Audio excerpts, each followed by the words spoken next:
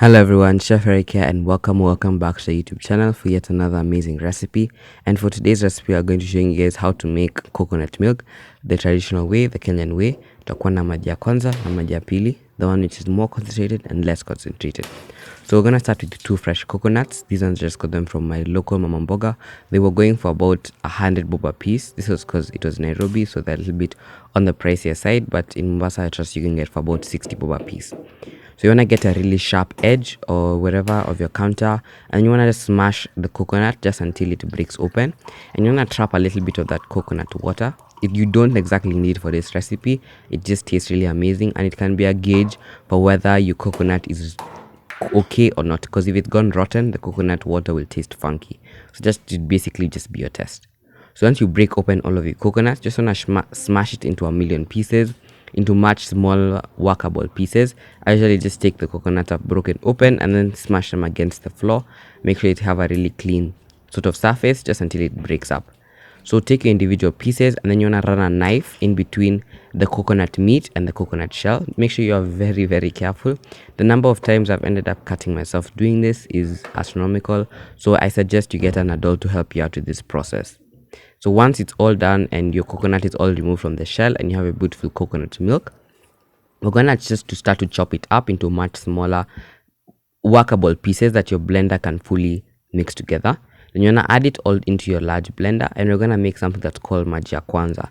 This is the more thicker, more concentrated version of the coconut milk. So just wanna add water until the coconut meat is fully submerged, and you wanna blend it just until it is blended. Yeah, just until the coconut is broken up into much smaller pieces and it's nice and fine. Blend it up just until it's nice and smooth, and then you want to take it off the blender, and then you want to put it on top of a sieve, and just want to strain it out just until you retrieve all of that coconut milk. Make sure you really press that coconut milk out, because this version of coconut milk is much thicker, it has more cream, it's better, it's fattier.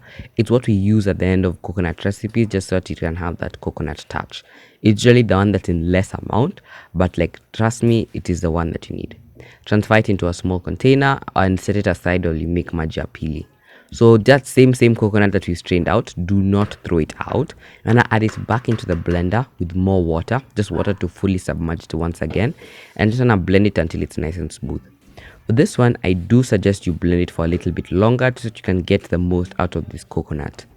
And just blend it and blend it and blend it and blend it and blend it just until it's nice and much and significantly finer. Now with the remaining coconut shreds, usually what you do, you give them to the chickens, but if you don't necessarily have chickens, you can either throw it out or you can toast it up. It won't have much flavor, but it can be a nice topping for different desserts. Or there are Swahili dishes you can find out there that use the remainder of this coconut shreds. I'll leave them in the description box down below. I've seen a couple, never tried them, but I know if you really need a use for them and you don't want to throw them out, I'm sure you can find a recipe on the internet somewhere. So once your coconut shreds are nice and blended up for maji ya pili, strain it out until you've obtained all the beautiful coconut milk, and then transfer it into the jug.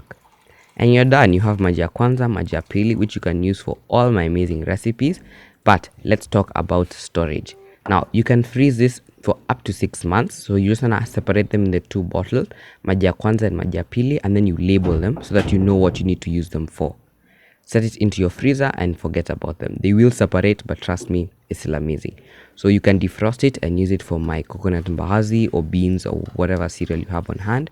Or you can use it to make my signature chicken coconut curry, which a recipe will be coming out next week. So make sure you like, subscribe, and turn on notifications for more amazing recipes every single Monday.